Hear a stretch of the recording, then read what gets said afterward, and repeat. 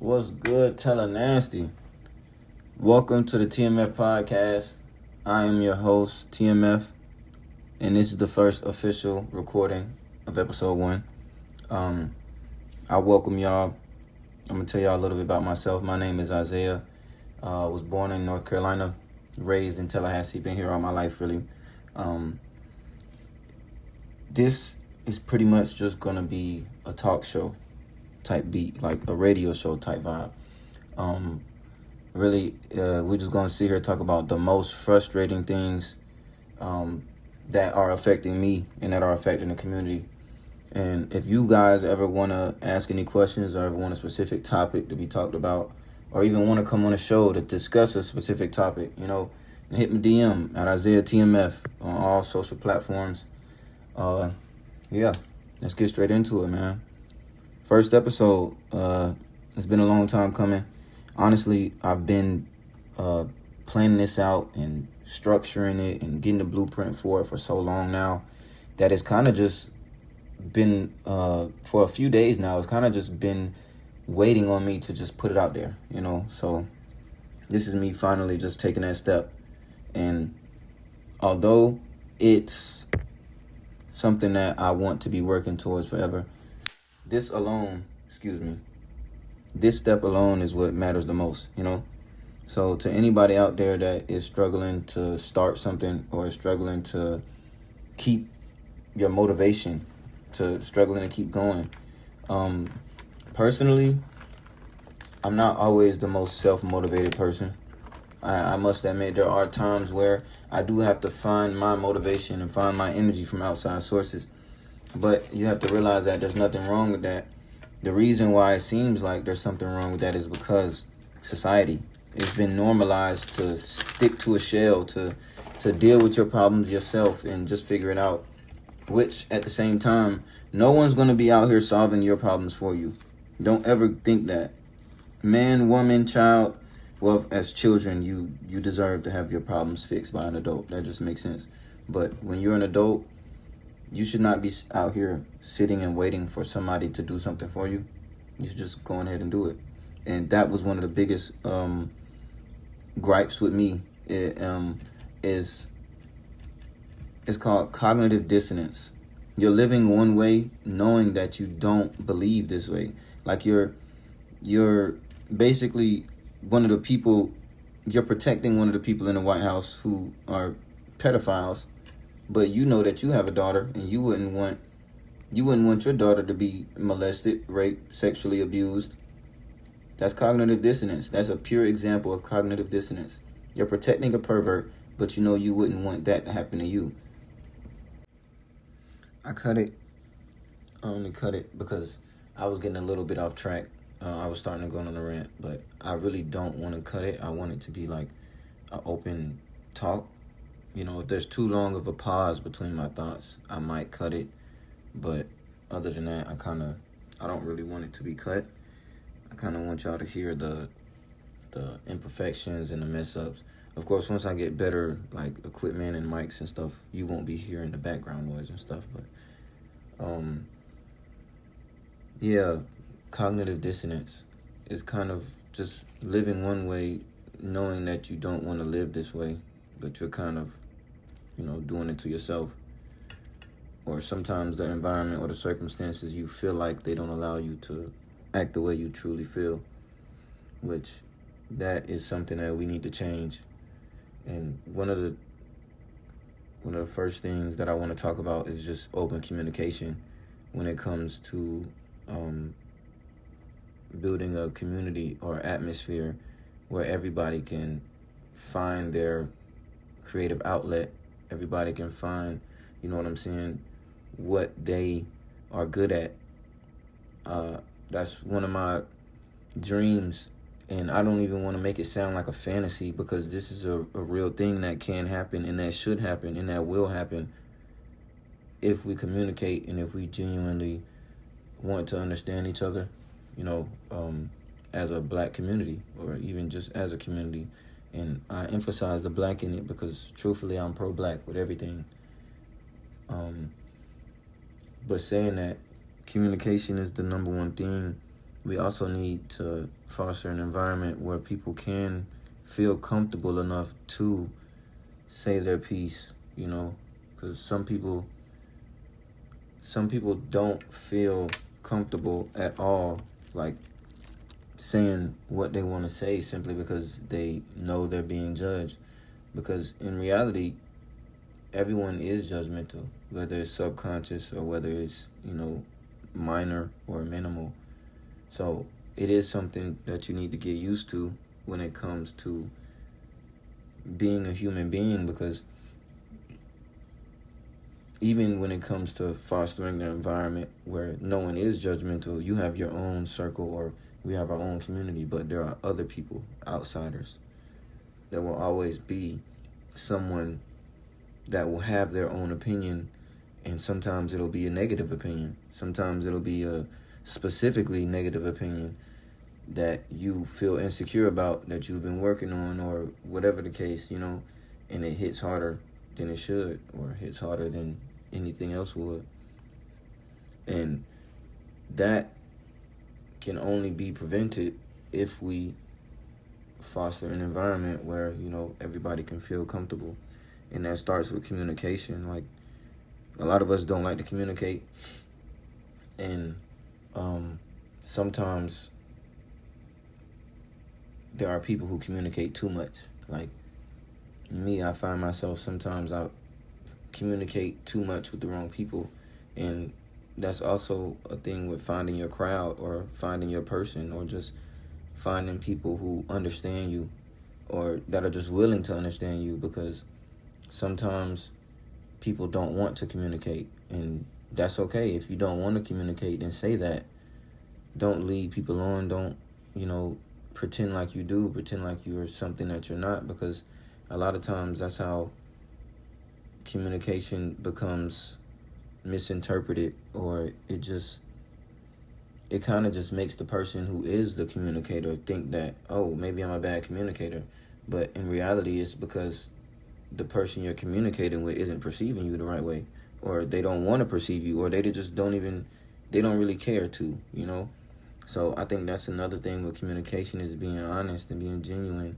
But I understand that it's hard to do that, honestly, because everybody's out here being manipulative. Everybody's out here acting like they have these good, pure intentions, when in reality they just want to fuck. They just want to do this. They just want to take advantage of you. They just want to figure out how much money in your purse, So it's like, I get that, but I think that's, I don't want to be harsh, but I feel like that's just the risk it takes when it comes to, engaging with the person. But of course, that always leads back to fostering an environment where people can be open, people can be safe, people can be, people can be themselves without having to worry about somebody taking from them, or somebody doing them wrong, or taking advantage of them giving.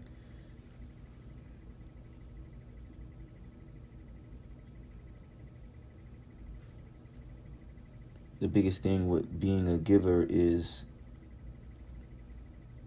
this society is filled with takers, because everybody's needy, because everybody needs to be secure. There's no way to, not grab it if it's up for grabs. Otherwise, you don't want the money, or you don't want the, whatever it is. The community, or not the community, but just the society we live in is just so fast paced. So it's like, you have to fuck first, talk later. And that's kind of a conversation I had with the woman at work. It's like, and she's my friend, and this is also something I want to talk about. Communication is a big thing. Like, just being honest, telling somebody, I just want to be friends, we can just be friends. It's not about, I'm not really trying to fuck on you or nothing like that. But then again, it is also a thing, because there's people out here pretending they just want to be friends, and they waiting for that moment to where they can just slip in their drawers. But I think that's also why bonds take time. Over time, you build trust. You don't just trust the person off the rip. That's why you trust the person off the rip, and they break your trust, and that's why now you don't trust anybody else. So I think a lot of people are just missing balance. And to be honest with you, I was missing balance for a long time. Honestly, I'm still missing it. not missing it, but I'm still gaining it every day. You know, it's not just a automatic thing. It's more like something you acquire over time. And I think that it's very easy to think that you're balanced and not be balanced, because for a long time I was hurt and didn't know why I was hurt. You know, I had a idea of why, but that wasn't the actual reason. And I was hurting other people, you know, taking advantage of, the bond that I created with somebody. But, you know, it's more like something that you gain over time. But I also feel like everything does happen for a reason. But if it happens and you gain no closure, or you gain no, actual context from the situation, then I feel like life just feels like shit. If you were hurt by somebody and you never got an explanation, or you never figured out why, I think that's the number one reason why people cling on so long, is because they just, deep down, they want to know why. Why are you hurting me like this? Why are you doing me like this? And a lot of people who are abusive or verbally abusive or neglect you, or sometimes don't even realize that they're just not showing up. They don't know why, and when they do know why and they're still doing it, that means that they just don't really care, like, words are beautiful, words can be everything, but if someone isn't putting action to their words, or if someone isn't, moving forward or showing you what they say, then it's kind of I don't know, it's kind of just showing you without showing you. But even though you do have to give people their time, because sometimes people just don't have the resources. Sometimes people just don't have the space. Sometimes people don't feel like they have the space. And shit, honestly, that was me for a while. But, you don't just flip a stone and become a new person. It's over time. It's a thing that you work towards, and you have to be consistent about, especially when you want to be an example. Because I've hurt people, and I'll admit that, and I've apologized, and some apologies are too old or are just not worth it. They don't want to accept it, then that's something I'll just have to live with. Because honestly, you can't be mad at a person because they're mad at you. And I feel like there's just so much pride mixed in with so many of our other emotions. We're clouded by judgment, pride and all these things. But we also have to remember to respect people. And I think a lot of times this society just forgets to respect people, especially when it comes to things like peer pressure. Your boundaries mean nothing when it comes to peer pressure. People are like, oh man, you scary. You doing too much, man. Come on. But if you really believe in self, then just keep being you. And that's one thing I'll always preach, is just keep being you. And personally, I've been, there when it comes to peer pressure, especially in early days, like early childhood. I was really a follower. Like, if I'm being 100%, that's really not easy to admit, but, niggas has grown a lot since then, so.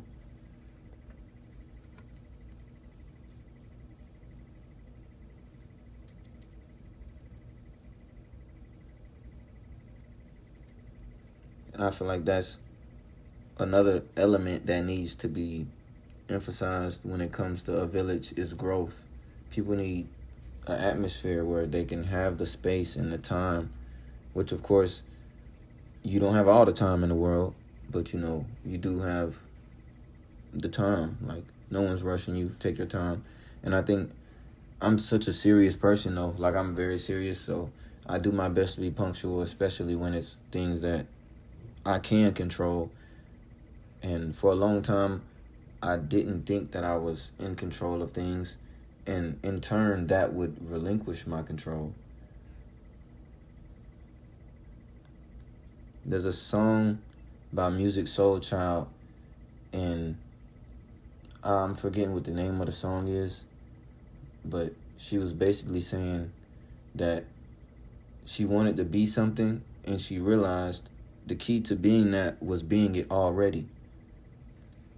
And that may sound a little confusing, but if you really break it down, all she's saying is, if you want to be something, then act like it. Michael B. Jordan. And I remember that interviewer acted like it never happened, but in high school, Michael B. Jordan wanted to be something, and he acted like it. And I think that's the biggest thing, is people are too busy falling into the crowd. People are too busy wanting to accept the norm, too busy being afraid of judgment, and a lot of times niggas is way more creative than what they look like. You know what I'm saying? Like, niggas is way more smarter than what they portray. You know what I'm saying? Niggas is way more smarter than what they talk like. So really, you can talk like anything and you can be whatever. Like, but that's the biggest thing, though. Niggas don't get a chance to apply themselves. And then when niggas do get a chance to apply themselves, they don't take it because it's not something that comes in abundance. It's not something that's comfortable. It's unknown. They've never seen that opportunity before. They're not prepared for it. But one thing I want y'all to know is the only thing luck is opportunity and preparation. That's all luck equals. Opportunity and preparation. Niggas don't be prepared because none of us apply ourselves. We don't get the opportunity or the tools. And a lot of times we feel uncomfortable doing that shit. Especially around our boys, around the homies and shit. Doing your own thing, especially if it's not something they ever seen. You know what I'm saying?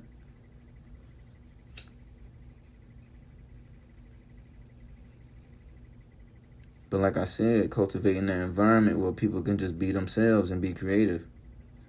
Shit, if we all chilling and you feel like drawing some shit, whip out a notebook and draw that shit. You know what I'm saying? Like, that's cool.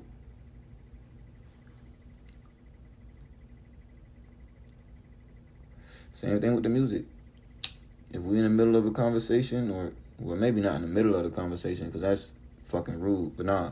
But if we doing some shit and you feel like you got some shit to record, or just pull out your voice memos or do something, go do your thing. And I feel like a lot of us are too closed-minded about things. Like, if we out somewhere doing something and you want to go off and do your own thing, you see, your girlfriend comes or another shawty comes you want to hang out with, or another person comes you want to hang out with, go do that. You know what I'm saying? People are way too crabby about things. People are way too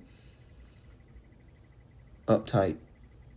Which, of course, another thing, it always going to go back. I'm going to keep saying this. It's always going to go back to fostering that environment to where people don't have to feel like obligated to you. Like, you don't have to feel like you own somebody in order to feel loved, or you don't have to feel like somebody owns you. You know what I'm saying? Just be yourself. Have independence. But don't take it too far. That'd be the thing. Sometimes I feel like it's so easy where certain people just, we can't have nice things because certain people don't know how to not be selfish. Because it's programmed in you, in your DNA. And that's also the thing. It does start with the kids. It starts with you as a parent. The way you raise your child is so important. What you show your child, every action you do, everything you take, every step you take, your child sees it and they will emulate. And that's the reason why a lot of us out here fucked up now, is because our parents, and you as the parent. You know what I'm saying? You don't really know what you're doing. Like, and that's no, dig on you. I'm not saying none of y'all know what y'all doing because I'm not a father. So I don't have no say in it. Truthfully, I'm just letting it be known that it starts with the parents. So you have a responsibility. No matter the messenger, the message is always going to be important. You have a responsibility to do everything you can do to make sure that your seed succeeds. Because in reality, the village, the kids, the future, that's the cycle. The village, the kids, the future. It's all tied into one another. Communication, non-verbal and verbal. We're lacking. Like, we're so far behind because, we all pitted against each other. And truthfully, it's hard out here, though. Shit. Like I said before, when something's up for grabs, you're going to grab it. Which is understandable, but we got to foster an environment where we can eat off each other. You know what I'm saying? And feed one another without having to bite a finger. You know what I'm saying? Y'all niggas trying to bite the hand that feeds you after getting several plates. And the problem is, Tallahassee's so small, the city's so small, the surrounding areas are so small. If we all, genuinely find a way to have the right intentions, and just find a way to connect on a level that we should.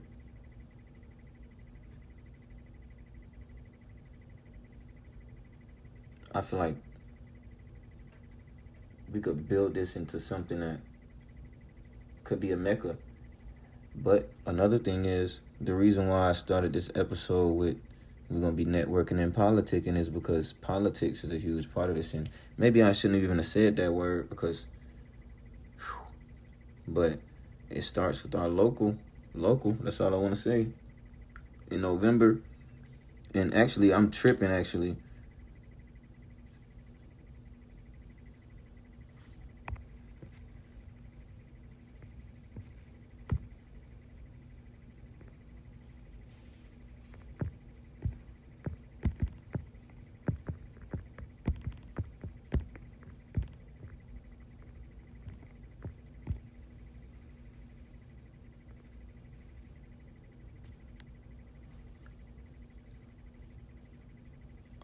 Now,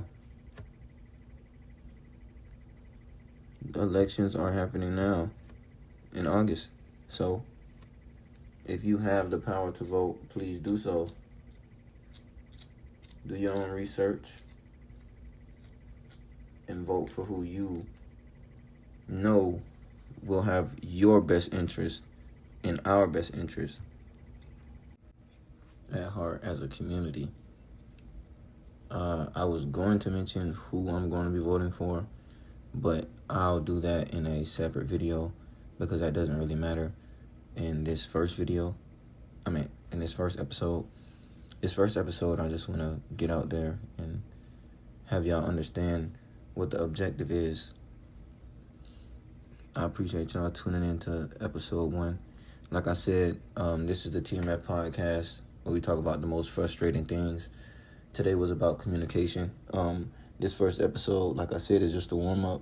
I can get much deeper into things, and we will be getting much deeper into things. So, TMF signing off. Y'all have a great day, great night. Appreciate y'all tuning in. Peace. I love him. None of them make it. He gets the hardest ending possible. He gets the hardest ending possible. That's how bad he fucked it up.